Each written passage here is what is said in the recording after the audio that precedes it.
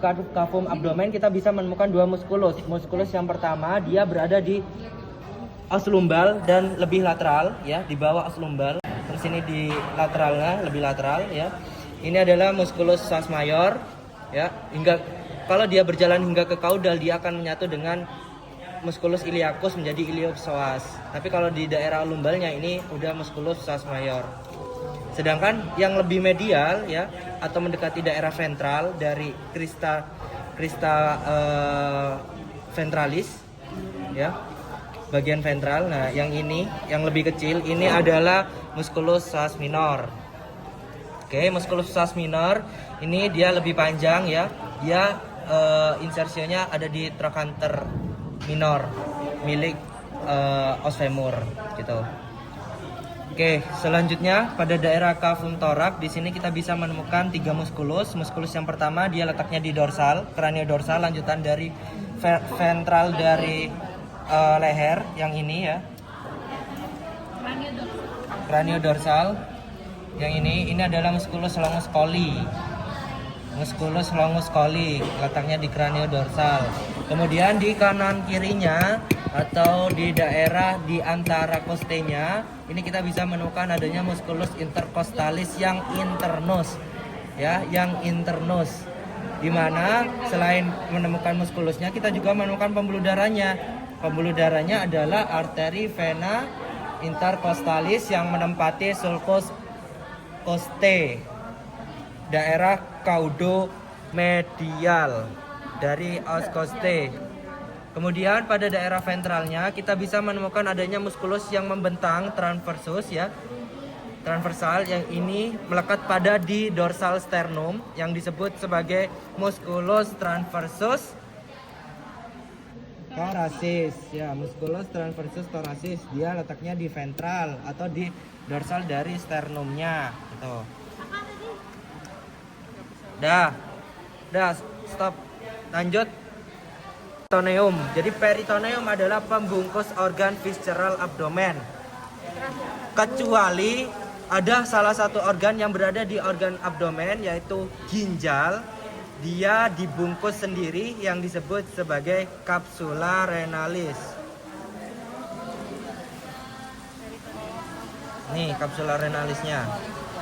Ini yang parietalis, ini yang visceralis ya. Jadi visceralis itu masih nempel gitu. Ada, ini kan kayak putih-putih.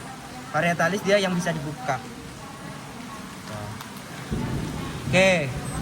Selanjutnya, ketika kita membuka atau mensayat atau membelah ginjal atau ren, kita bisa menemukan adanya dua struktur. Struktur yang lebih tepi ini ya, lebih tepi dengan batas yang jelas, atau yang secara teori harusnya lebih gelap ya. Ini adalah cortex renalis. Nah, di cortex renalis kita bisa menemukan adanya suatu filtrasi dari ginjal yang disebut glomerulus. Sedangkan bagian tengahnya yang ini ya, ini disebut sebagai medulla renalis.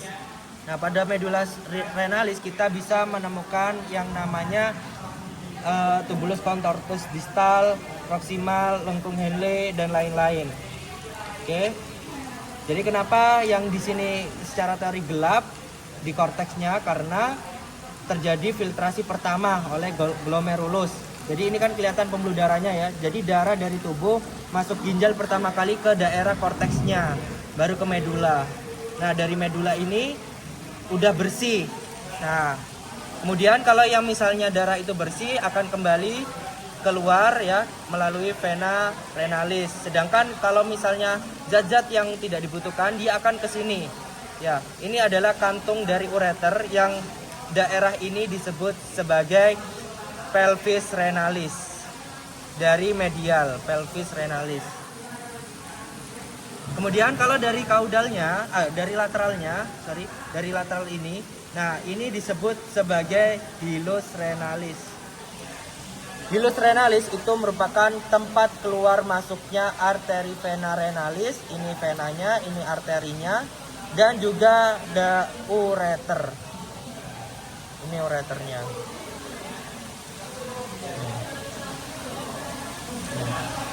Dia akan menuju ke vesika urinaria. Mana ya vesikanya ya? nggak ada di sini. Kayaknya keambil deh. Nggak ada. Pokoknya terhubung ke kantung vesika urinaria. Ya di sini nggak ada. Kayaknya keambil. Oke. Dari sini dulu ada yang ditanyakan? Atau masih bingung? Satu bentukan lagi ya, pada medula kita bisa menemukan adanya bentukan segitiga. Ini. Ya.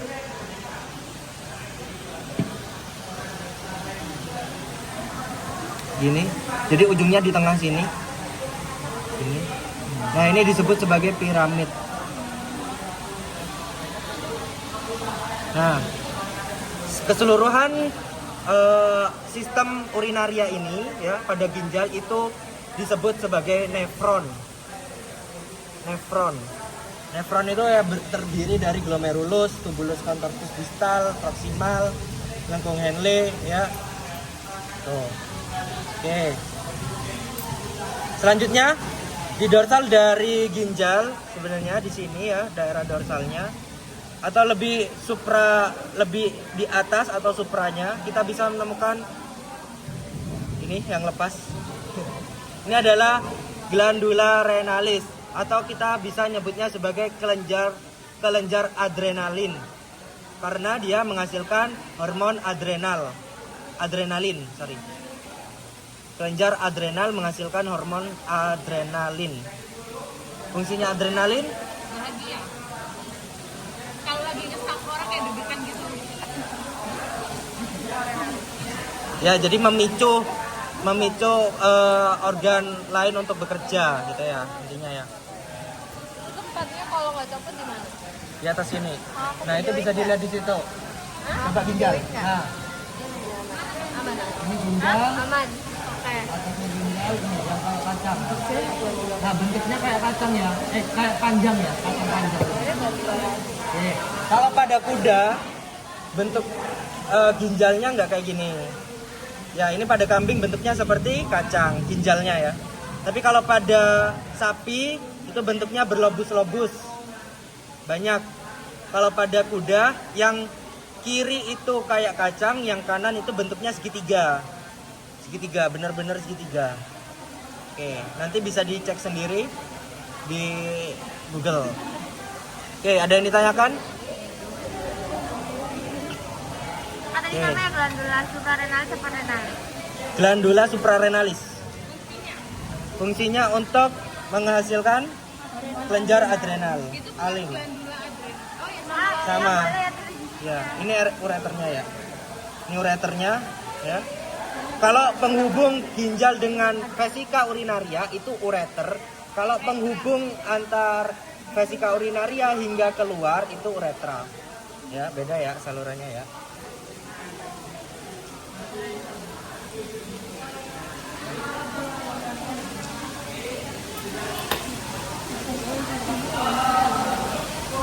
Karena ini betina, jadi ini organ betinanya, ada kornua uterinya. Nah, dia letaknya di ventral sini. Jadi ventral penanda sisi ventral organ reproduksi. Ventral. Jadi atas bawah. Atas bawah. Jadi rahim bawahnya itu ada vesika urinarianya gitu. Di betina. Di betina. Kalau di jantan langsung vesika urinarianya ada di gede sini. Ya. Enggak ada. Ini apa ini? Jantan. Nah, ini nih. Wow.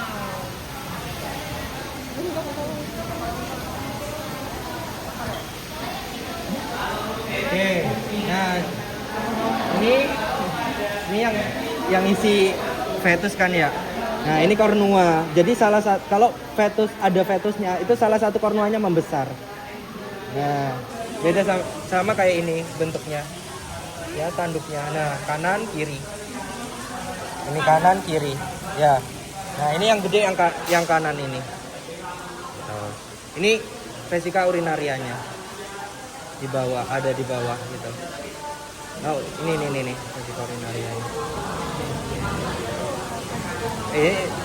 Sorry, yang kiri ya, yang kiri, yang sini.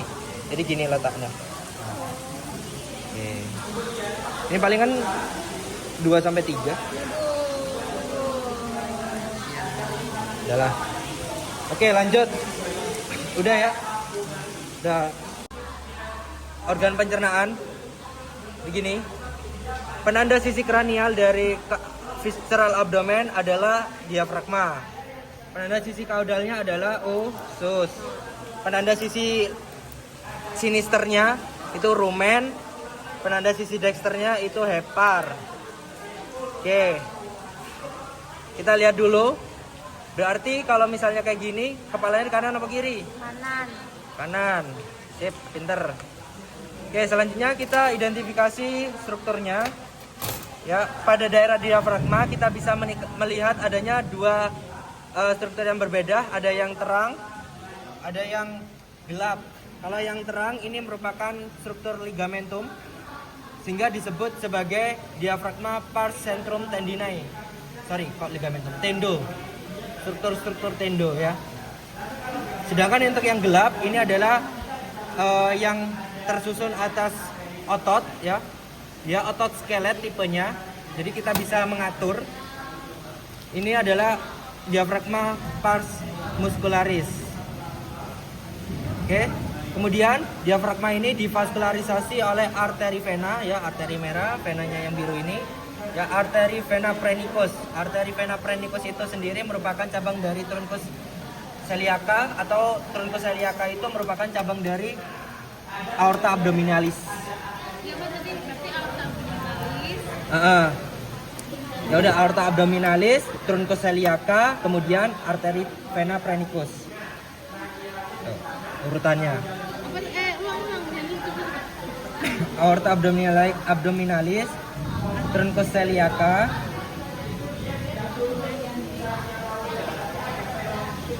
Terus kemudian arteri vena phrenicus. narinya loh, susah banget.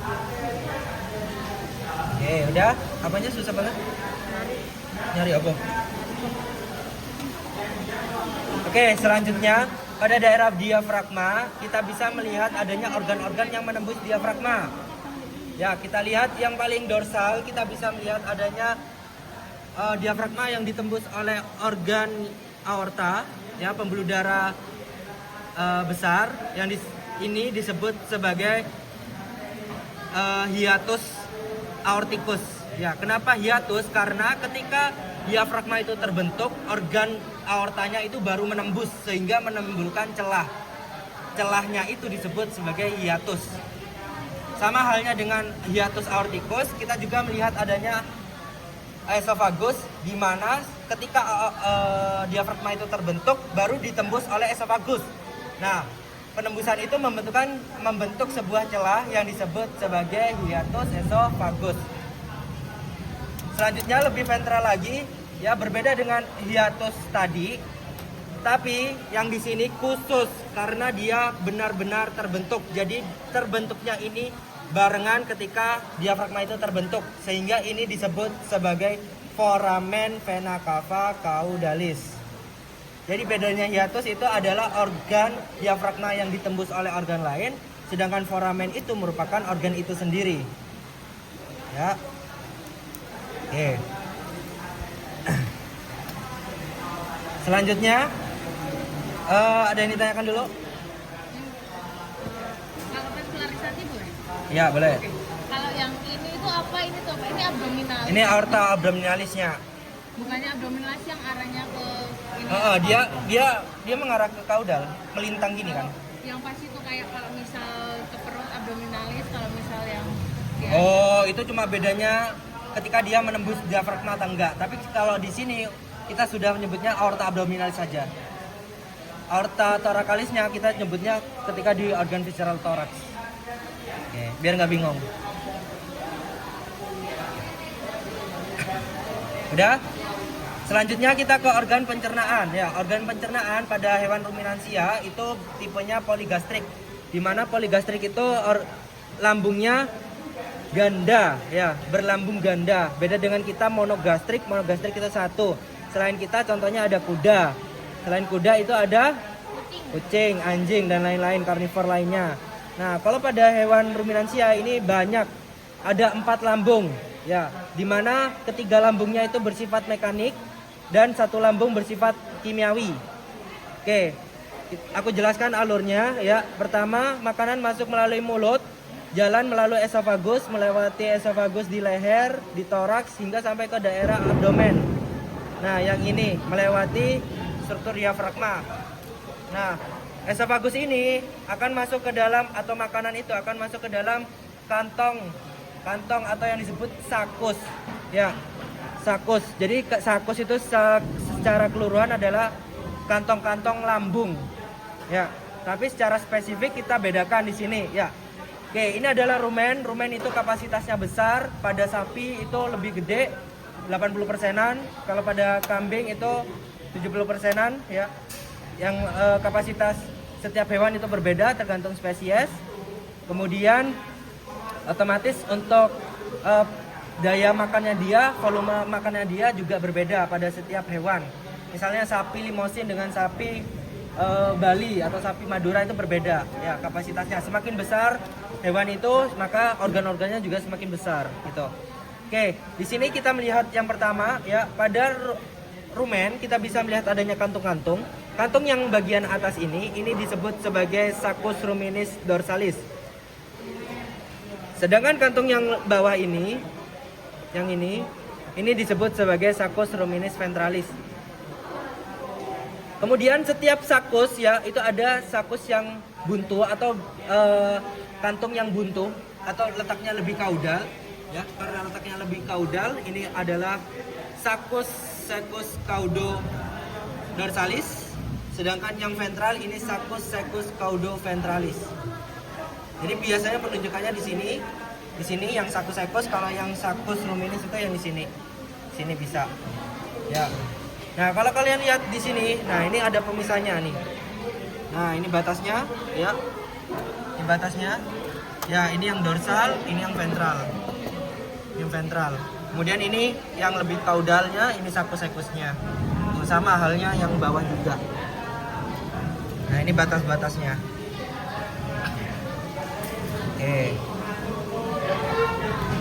Oke, kemudian pada rumen kita juga melihat adanya sulcus ya. Jadi sulcus itu alur ya yang terlihat kalau dari sisi sinister dan membentang panjang, ini disebut sebagai sulcus longitudinal sinister karena tampak dari sinister. Kalau kita balik organnya seperti ini, nah ini adalah sebelah kanan ya, sebelah kanannya. Ini adalah sulcus longitudinal dexter. Ya, sedangkan di antara saccus caudo dorsal dan saccus caudo ventral kita bisa menemukan adanya sulcus juga ini. Ini adalah sulcus transversus. Ya, sulcus transversus di antara saccus caudo dan dorsal dan ventral. Oke, selanjutnya ketika makanan itu sudah dicerna dengan baik ya di rumen, makanan itu bisa saja dimuntahkan. Dimuntahkan itu artinya diregurgitasi atau dikunyah kembali ke dalam mulut. Tapi kalau sudah halus, makanan itu akan masuk ke dalam retikulum. Dia letaknya retikulum di sisi kranio sinister, ya, kranio sinister, dan ditandai dengan adanya mukosa yang berbentuk seperti sarang lebah, sarang tawon yang disebut sebagai cellulae reticuli. Untuk membedakannya dengan rumen, mukosanya pada rumen itu disebut sebagai pilae ruminis. Oke, selanjutnya ya di sini makanan itu akan diperhalus lagi ya. Jadi di sini terjadi pencernaan secara mekanik, ini juga mekanik, dan juga adanya fermentasi di rumen. Fermentasinya oleh mikroba. Ya, kenapa rumen lebih gede? Itu ya karena perlu fermentasi yang cukup lama oleh mikroba. Oke.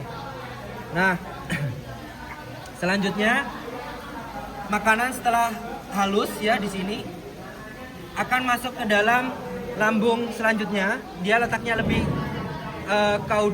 lebih kaudal, tapi dia berada lebih ke arah dexter, sisi dexter. Nih, ini disebut sebagai omasum. Ya, omasum.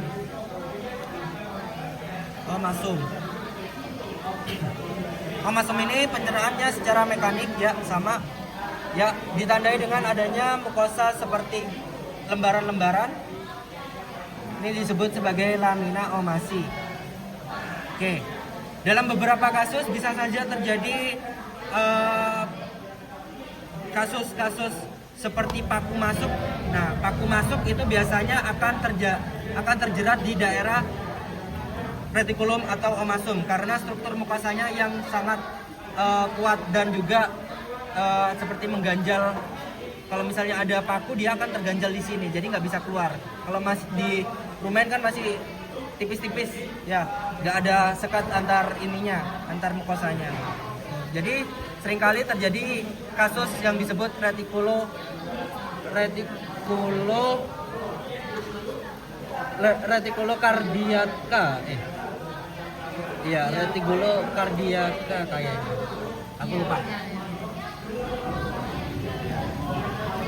Ya, oke, lanjut. Selanjutnya, makanan akan masuk ke lambung sejati atau yang disebut sebagai abomasum. Ya, di sini terjadi pencernaan secara kimiawi oleh enzim-enzim lambung. Ya, nah mukosanya ditandai dengan adanya bentukan seperti lipatan-lipatan seperti tirai.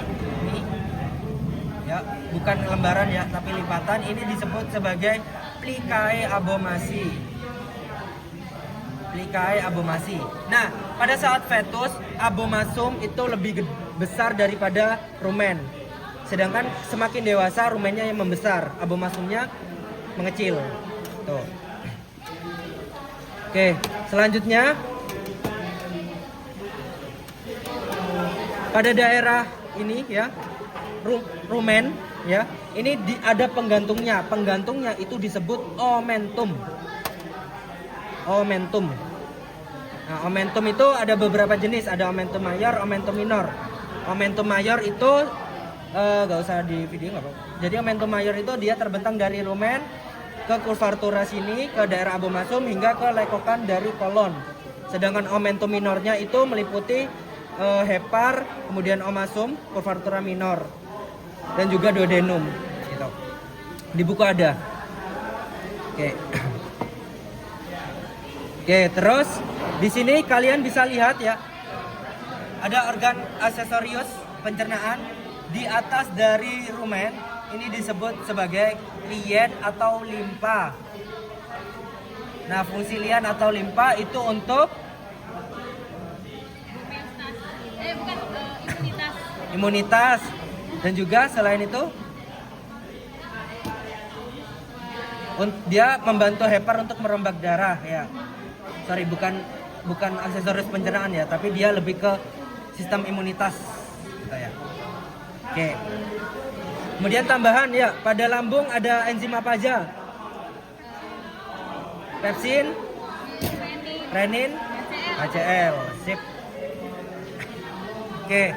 Kemudian diperhatikan di sini ya, antara amasum dengan abomasum ya itu terbentuk suatu sudut nih. Nah, ini sudutnya ini disebut sebagai curvatura. Nah, karena sudut yang terbentuk kecil ini disebut sebagai curvatura minor. Omasum dengan abomasum, curvatura minor. Sedangkan untuk yang gede ya, curvatura mayor itu terbentuk di abomasumnya. Jadi di lateral sini. Nah, sudutnya lebih gede. Ini disebut sebagai curvatura mayor. Pil. Ya. Oke. Oke, terus ada yang ingin ditanyakan sejauh ini dari rumen lambung, atau ada yang belum dibahas dulu daerah rumen sampai abomasumnya? Ada pilorus. Ya, pilorus habis ini. Udah? Apa? Nanya apa? Apa? Curvatura mayor tadi di mana? Di abomasumnya. Di tepian sini. Curvatura. Nah, di tepian sini. Curvatura minor ini. Ya. Udah paham? Selanjutnya setelah makanan itu dicerna oleh lambung, akan dicerna oleh usus halus. Nah, sebelum memasuki usus halus, di sini kita bisa melihat adanya penyempitan antara lambung dengan usus halus pertama. Ini disebut sebagai pilorus. Pilorus adalah penyempitan pada antara lambung dengan usus halus. Usus halus ada di usus halus juga nama lainnya sebagai usus 12. Ya, yang pertama itu ada duodenum. Nah, duodenum ini terjadi penambahan enzim-enzim. Ya, enzim yang dimana enzim itu dihasilkan oleh pankreas ya. Tapi sebelumnya kita lihat pada duodenum kita bisa melihat adanya bentukan seperti huruf S. Ya, ini disebut sebagai ansa duodenalis, bukan salva. Jauh. Ya. Oke, lanjut. Kemudian pada daerah duodenum di sekitar sini ya, yang seperti cacah daging ini adalah organ aksesorius pencernaan yang disebut sebagai pankreas. Kenapa dekat duodenum? Karena menghasilkan enzim-enzim yang digunakan pada usus halus. Enzimnya apa aja? Oke, lipase untuk lemak, amilase untuk amilum, protease untuk protein. Ya, jadi itu memecah senyawa biar lebih jadi molekul yang lebih kecil. Di TPH diajari pasti. Oke. Selanjutnya dari duodenum akan masuk ke daerah sisi sini ya, atau usus terpanjang. Ini disebut sebagai jejunum atau yeyunum, sama aja. Jejunum atau yeyunum. Nah, di jejunum ini bentukannya khas. Dia berlekuk-lekuk ya. Kemudian di sini kalian lihat di jejunum ada struktur penggantung, di mana penggantungnya ini tipis ini ya, bening. Nah, ini disebut sebagai mesenterium. Penggantung lambung itu omentum, penggantung usus itu mesenterium. Nah, jadi mesenterium itu sebenarnya tidak hanya menggantung jejunum saja, tapi semua usus. Tapi yang terlihat di sini hanya di jejunum. Jadi kita identifikasinya ya udah ini jejunum penggantung sebagai mesenterium penggantung jejunum gitu. Ya, ini adalah usus halus kedua. Kemudian di bagian tengahnya ya, atau lebih mendekati bagian medialnya dari jejunum ya, di atas dari ususnya kita bisa menemukan adanya limfoglandula yang disebut limfoglandula jejunalis.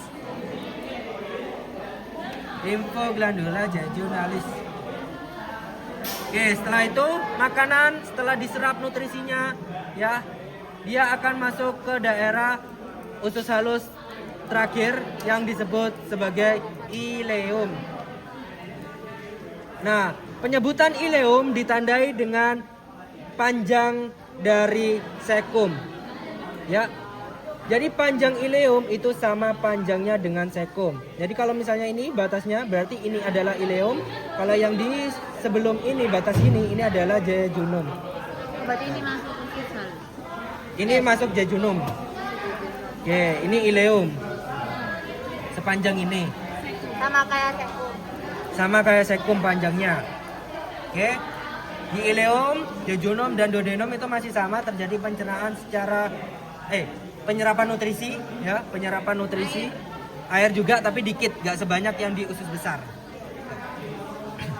Oke, kemudian dari usus halus ileum akan masuk ke daerah kantung usus besar, di mana usus besar ini merupakan usus buntu. Kok nggak ada ininya ya? Ini usus buntunya.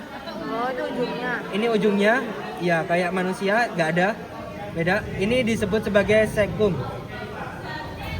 Nah, kalian lihat di sini, di sisi lebih kranialnya, ya dari ileum dan juga sekum, atau tepatnya berada di ventral dari sekumnya yang sisi kranialnya. Di sini, ini kita bisa menemukan adanya limfoglandula yang disebut sebagai limfoglandula saecalis. Limfoglandula saecalis.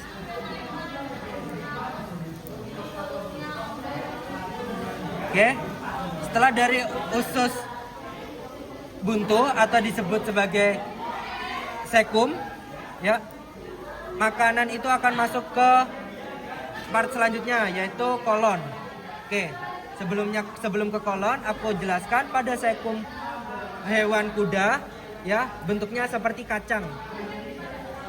Ya, pada sekum itu terjadi fermentasi juga, pembusukan.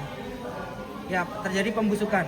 Nah, kalau pada kuda karena dia makan rumput juga, ya, maka terjadi proses fermentasi pada sekum kuda. Sedangkan kalau pada ruminansia, fermentasinya terjadi pada rumen. Jadi kenapa kuda itu masih bisa makan rumput? Karena masih bisa disederhanakan molekul selulosanya oleh bakteri fermentasi. Tapi kalau pada kuda di daerah sekumnya. Setelah dari sekum, ya, makanan masuk ke kolon. Ya, kolon itu bentuknya seperti ini, spiral, ya. Kalau di buku menyebutnya sebagai ansa sigmoidea. Ya, tapi kita nyebutnya sebagai ansa spiralis coli. Sama aja, dari beberapa sumber itu penyebutannya beda-beda, tapi ya udah mengarah pada satu bentukan yang sama. Ya. Oke, selanjutnya setelah kolon, ya, di kolon ini kita juga bisa menemukan limfoglandula, ya. Nah, limfoglandula dibaliknya dari bentukan spiral ini. Nah, ini limfoglandulanya disebut sebagai limfoglandula Toliki, akhirannya I. Oke, selanjutnya setelah dari kolon, makanan akan langsung masuk ke daerah usus besar terakhir, ya. Di sini terjadi pengerasan feses yang disebut sebagai rektum. Ciri rektum adalah banyaknya lemak, ditandai dengan adanya ditemukannya bentukan lemak gini. Nah, ini di sepanjang rektum. Ya. Kemudian pada rektum ini terdapat suatu legokan pada mukosanya. Legokannya ini, ya, ini, ya, kelihatan legok, nih. Nah, dia membentuk legokan seperti pilus, ya, akhirnya, pada hasil akhirnya, karena mukosanya berlegok. Nah, ini disebut sebagai sakulus. Apakah hewan lain punya? Punya, cuma gak sedalam kambing. Ya, sapi juga punya, tapi nggak sedalam ini. Jadi nggak membentuk bulat-bulat kalau sapi. Tapi kalau pada hewan kambing dia kayak gini. Selain kambing, kelinci juga. Kalau tupai dia nggak bulat, tapi lebih lonjong. Ada. Sebenarnya kita juga bisa. Ada. Kalau kalian perhatikan, ada struktur-struktur retakan-retakannya. Nah, itu karena penekanan oleh mukosanya. Dari sini ada yang ditanyakan atau masih bingung? Sebelum kita ke arterinya, ya. Stop ya. Stop. Oke, selanjutnya kita bisa melihat adanya organ. Letaknya di Dexternya lagi tidur, ya. Oke, di sini Dexter hepar letaknya di Dexter. Nah, ini masih sama, ya. Ada pembungkusnya dari organ, setiap organ itu. Kalau yang di organ itu pasti pars visceralis, ya, visceral gitu, ya. Oke, di hepar ini berlobus-lobus, ya. Nah, yang paling kranial atau yang lebih apikal ini disebut sebagai lobus cranialis, ya. Sedangkan di kaudalnya ini kita bisa melihat adanya lobus sinister kalau di hepar, ya. Lobus sinister, sedangkan yang kaudalnya itu lobus dexter. Ya, kenapa? Kemungkinan penamaannya itu didasarkan oleh arah letaknya. Nah, yang depan itu lebih mengarah ke arah sinister, sedangkan yang belakangnya itu lebih ke sisi dexternya gitu. Oke. Ini letaknya. Nah, pada daerah cavum abdomen. Nah, oke. Kemudian yang paling kaudal, ya, kecil ini disebut sebagai lobus caudatus. Selanjutnya, satu lobus terakhir bisa kita temukan ketika kita menguakkan hepar. Terlihat dari sisi medial ya. Jadi dari kanan, ini sebelah kanan ya. Kita kuakkan ke kiri. Nah, yang ini disebut sebagai lobus quadratus. Batasnya kan? Iya, batasnya mana? Nggak ada batasnya. Oh, ada. Oh. Segini ya. Ini masih sini. Lobus sinister. Di sininya. Nanti aku kirimin secara gambar skematisnya. Kalau enggak kalian lihat Popesco sendiri. Ada. Ya, Popesco-nya pasti nggak pernah dibuka. Buka. Nggak apa. Ya. Buka Popesco-nya itu ada. Oke. Nah, di hepar ini terjadi penekanan. Ya, hepar ini masih masuk ke dalam daerah koste. Ya, di sekitaran koste. Nah, sehingga di hepar ini terjadi penekanan yang diakibatkan koste pada sisi lateralnya. Ini disebut sebagai impressio costalis. Sedangkan pada sisi dorsalnya kita bisa melihat adanya pembuluh darah, ya, pembuluh darah. Pembuluh darahnya ini yang ini ya dari vena cava caudalis. Karena ini enggak terisi. Nah, di daerah sini, di atas ini. Nah, ini disebut sebagai impressio vena cava caudalis. Pokoknya letaknya di dorsal dari hepar, itu impressio vena cava caudalis. Sedangkan untuk yang bagian kaudal, kita lihat di sini, ini adalah penekanan yang diakibatkan oleh ginjal sisi dexter, ya, ginjal dexter yang disebut sebagai impressio renalis. Kemudian impresio lainnya bisa kita lihat di bagian medial ketika kita membalikkan seperti ini. Ya, perhatikan ini ada reticulum, omasum, ada abomasum. Ketika aku nutup gini, nah kalian udah bisa harusnya membayangkan. Reticulum berarti letaknya lebih di craniodorsal. Sedangkan untuk yang abomasum dia lebih ke ventral sini, cranioventral. Dan untuk yang di bagian kaudalnya, yang tengah gede ini, pada lobus sinisternya di bagian kaudal, ini adalah impressio omasi. Ya, kalau aku tunjuk ini impressio, ini, ini. Oke, kalau udah hafal letaknya nggak usah ragu untuk langsung jawab tanpa buka tutup seperti ini. Ya, craniodorsal, cranioventral, kaudal, gede. Oke, kemudian pada medial juga kita bisa menemukan yang namanya vesica velea atau VF. Vesica velea ini merupakan kantung empedu di mana fungsi dari empedu adalah mengemulsi lemak. Kenapa perlu diemulsi? Biar Emulsi itu apa? Percampuran. Belajar dari mana kayak gitu? Yaudah apa? Emulsi adalah pelapisan. Oh, iya pelapisan. Pelapisan. Ya, jadi getah empedu ini akan melapisi struktur makanan atau lemaknya. Struktur makanan yang mengandung lemak. Sehingga dia bisa larut dalam atau bisa terbawa di air atau di pembuluh darah. Pembuluh darah itu kan terdiri dari air. Nah, kalau dia lemak, dia tidak bisa menyatu atau tidak bisa jalan. Tidak bisa diangkut. Tapi dengan adanya ini dia bisa diangkut. Ya, dilapisi oleh getah empedu dulu. Selain itu, getah empedu ini juga berfungsi untuk memberi warna pada feses. Oke. Getah empedu dihasilkan oleh yang namanya Ductus. hepar. Ya, untuk menyalurkan empedunya dari hepar, hepar membutuhkan suatu saluran yang disebut sebagai ductus hepaticus.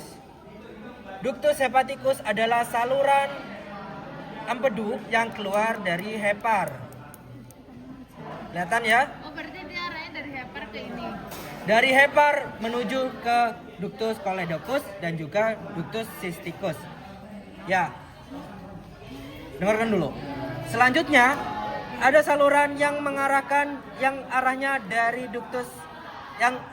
vesica velea, dari vesica velea ini disebut sebagai ductus cysticus.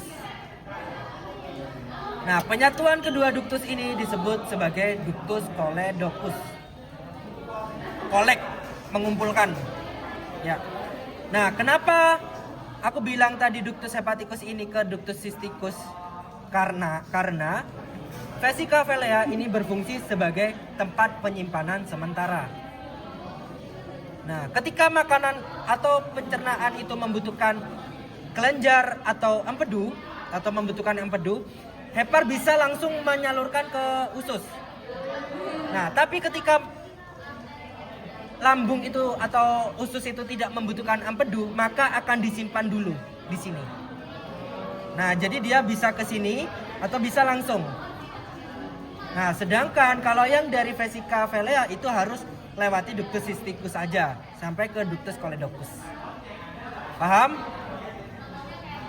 Paham? Kalau hepar Bisa masuk ke sini, bisa masuk langsung ke usus. bisa choledocus. Tapi kalau dia langsung Cysticus. ke ini. Langsung ke choledocus. Paham ya? Langsung kuprak aja langsung kuprak.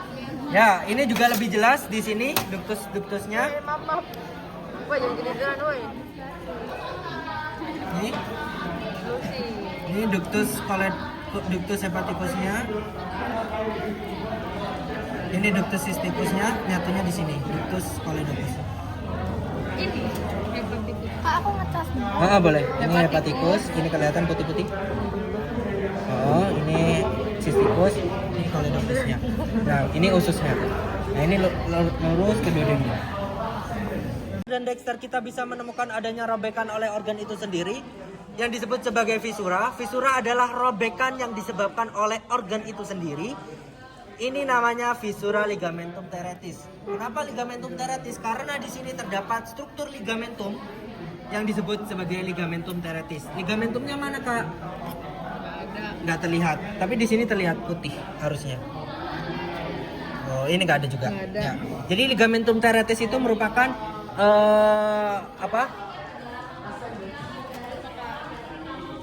pelekat vena umbilicalis ke hepar.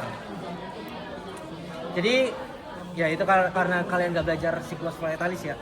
Jadi pada ibu ya kayak gitu, tadi fetus itu dari ibu itu akan ke hepar, pembuluh darahnya.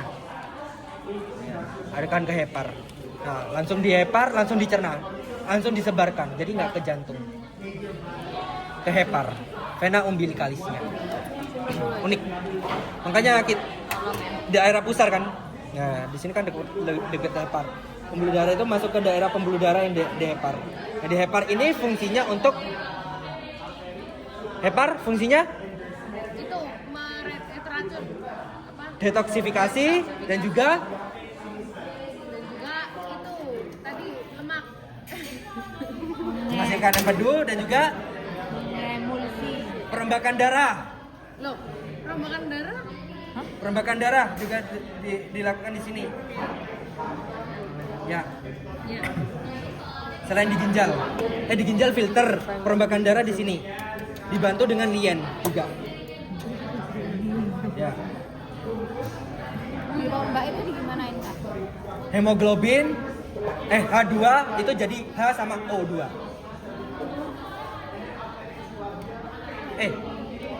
Darah itu apa sih kimianya?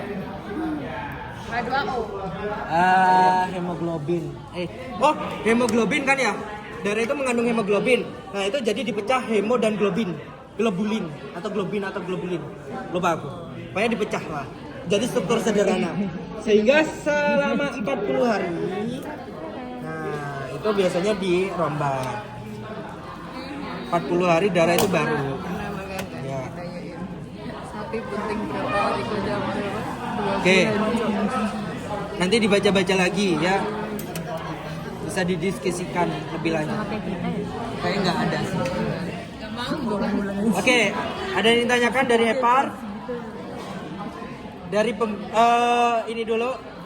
Rumen juga. Rumen, duodenum, Cecum kolon. Aorta abdominalis nantinya akan bercabang jadi 2. Ya, di sini semuanya. Yang lebih kranial ini adalah arteri celiaca. Yang lebih kaudal ini adalah arteri mesenterica caudalis. Ini kan sisi kranial loh. Ada lambung diafragma. Ya, ini mengarah ke depan. Nah, ya, dia memvaskularisasi daerah gaster atau lambung, gastrik. Sedangkan yang kaudal memvaskularisasi daerah usus. Itu renalis. Bukan apa? Arteri celiaca celiaca. yang depan, yang belakangnya arteri mesenterica cranialis. Oke. Selain cabang 2 ini, aorta abdominalis juga mencabangkan cabang ketiga yang disebut sebagai arteri mesenterica caudalis yang bisa ditemukan pada rektum, pada struktur organ rektum. Nih. Oh, dia mesenterica cranialis. Ya, apa? Ada dua. Ada mesenterica cranialis, ada mesenterica caudalis. Mesenterica cranialis dia cabangnya dekat sama arteri celiaca. Arteri mesenterica caudalis dia langsung cabang menuju ke rektum. Jadi dia aorta ini ya kan gini jalannya. Lurus, ini cabang 2 dulu, baru lurus, baru cabang ke sini. Jadi beda. Itu deket apa sih? Deket organ apa ya? Diafragma. Oke. Selanjutnya Tadi langsung ke rektum. Ya, cabang 3 ya, cabang utama dari aorta abdominalis pada pencernaan, arteri celiaca, arteri mesenterica cranialis, arteri mesenterica caudalis. Oke. Selanjutnya, arteri mesenterica cranialis itu akan bercabang-cabang sesuai nama tempatnya. Ya, kalau pada rumen di sini kita bisa melihat adanya 2 cabang. Yang berada di pada apa ini tadi? Sulcus. Longitudinal. Ya, ini tampak sinister apa dexter? Sinister karena ditemukan lien di dorsalnya. Kalau kita balik kanan, ketutupan liennya. Ya, nah ini adalah arteri gastrik, arteri ruminis sinister. Arteri ruminis sinister. Itu bukan cabang dari celiaca. Cabangnya arteri celiaca. Arteri Tadi celiaca kamu ini. ngomong mesenterica cranialis. Iya, tak? Iya. Iya, tak? Iya. Sorry. Jadi cabangnya arteri celiaca itu ke daerah lambung.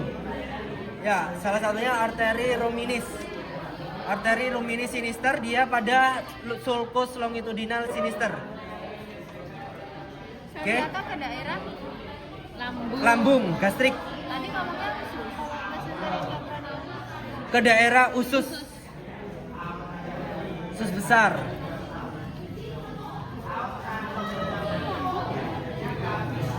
Lambungnya di sini ada rumen, retikulum, omasum itu juga masih lambung. Masih lambung, cuma dia punya nama sendiri. Kalau renalis tadi? Arteri renalis itu beda sendiri. Ren. Dia cabangnya dari aorta abdominalis juga. Ya. Ren.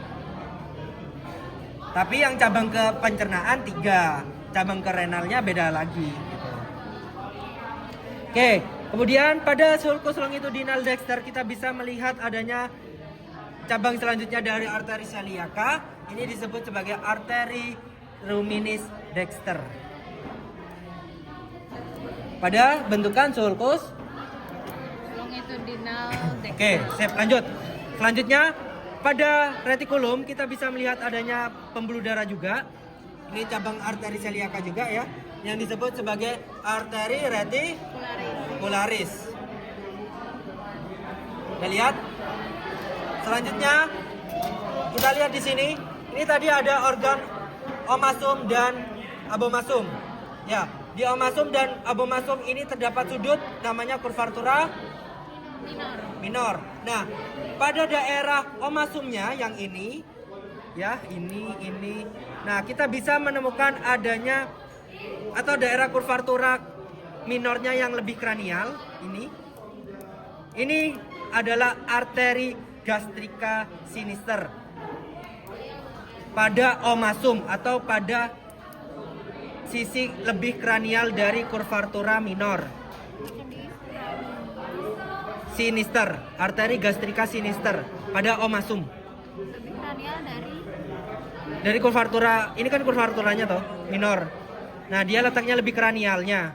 Yang lebih kranial kalau kalian menemukan pembuluh darah itu arteri gastrika sinister. Oke, sedangkan kalau yang melekat pada abomasum atau yang lebih kaudalnya pada kurvatura minor, ini pokoknya lebih kaudal dan melekat pada abomasumnya, ya. Ini adalah arteri gastrika dexter. Ya. Biar nggak bingung, arteri gastrika sinister itu melekat pada omasum, arteri gastrika dexter melekat pada abomasum di bagian kurvatura minor. Sedangkan pada kurvatura mayor kita bisa melihat adanya pembuluh darah juga. Yang lebih kranial ini adalah arteri gastrika gastroepiploica sinister, lebih kranial pokoknya. Ini gastroepiploica sinister. Dan yang lebih kaudal yang ini mendekati usus, gastroepiploica dexter. Paham? Itu yang tadi Epiploica, epi itu tepian. itu tuh intinya batasnya mana? Gak ada batas yang jelas, tapi penunjukannya kalau yang lebih kranial itu gastroepiploica sinister, yang lebih kaudal itu pasti Oh, sinister tuh lebih kranial. Ini kan. Lebih kranial. Sip. Selanjutnya ada cabang lagi ya yang menuju ke daerah pankreas. Pankreas. Keren.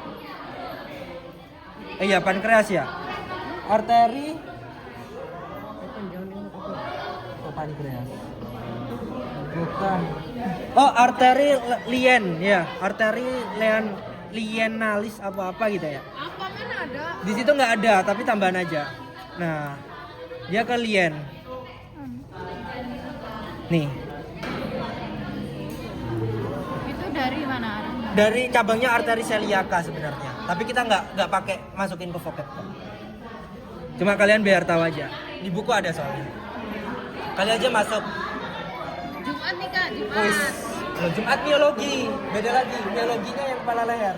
Aja udah lupa lah Kak. Kemarin. Kalau kemarin itu osteo ya. Udah lupa Kak. Udah lupa. Oke, lanjut. Ada yang tanyakan dulu pembuluh darah? Premikus belum ya? Oh ya belum. Udah tadi. Belum. Yang itu loh. Oh. Oh iya. Iya. Yaudah ayo. Selanjutnya, ya. Kalau yang kaudal ini arteri apa namanya? Dari kranialis. BPT. Arteri apa? Kenapa? Tanya mau mesenterik orang tuh. Kenapa? Kalau nggak tahu, kalau nggak dijelasin atau di PPT tuh sinister gastrika beda sama yang dijelasin. Anjir. Kamu lihat PPT? Kalau nggak PPT yang dijelasin kemarin, aku juga lupa. Sinisternya yang mana dia? Sinisternya tuh yang lebih kaudal, Enggak. Sinister pada Sinister lebih kranial ya. Ikutin tutor. Wes. Ikutin tutor di saya 90 lagi ya. 100 lah ya. Besok. Tunggu. Gak sempat aku masih. Oke, lanjut ya. Selanjutnya ini ada arteri mesentrika cranialis. Cabang-cabangnya ke daerah usus besar. Yang pertama itu ada arteri yang mengarah ke daerah jejunum. Ya, jadi arteri yang masih bentuknya melintang seperti ini masih arteri celiaca. Ya. Kok arteri celiaca? Arteri mesenterika cranialis ini. Sedangkan kalau yang udah mengarah ke jejunumnya itu adalah arteri jejunalis. Ya. Arteri mesenterika cranialis tidak hanya usus besar ya, tapi usus kecil juga ke jejunum. Usus halus. Oke, usus kecil. Ya, usus besar, usus kecil ya. Oke. Ayo. Lanjut. Selanjutnya Selain arteri jejunalis, kita juga bisa melihat adanya arteri yang berada di daerah kolon. Ya, bentuknya seperti spiral tadi. Di baliknya sini kita bisa melihat adanya arteri kolika, Berarti dia medial. bagian medial. Itu di baliknya yang spiral tadi. Ya. Dekat limfoglandula ini ya. Kolika. Limfoglandulanya akhirannya I, arterinya akhirannya A. Akhiran A berarti arteri. Ini ukuran masih salah di sini sih. Arterinya kolika. Oke. Selanjutnya yang terakhir, di sini kita bisa melihat adanya arteri yang membentang seperti ini. Ya, terus dia cabang ke sekum dan juga ileum.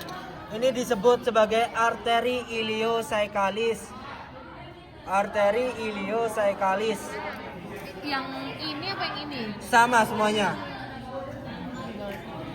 Di antara kolon dan ileum. Ileum dan Nggak fokus lisan. Oke, selain itu ada pembuluh darah yang mengarah ke pankreas ya, cabang dari arteri mesenterika cranialis. Yang ini pembuluh darahnya. Benar.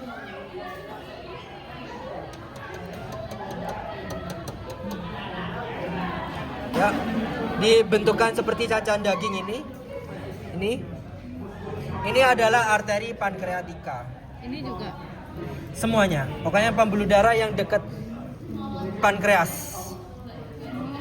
Yang dekat pankreas. Oh, oke. Yang terakhir ini tadi ada mesenterika caudalis cabang dari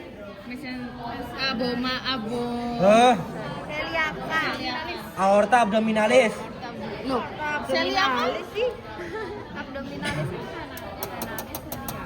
Celiaka itu Gini loh, Rek. Mana? Tak gambar. 5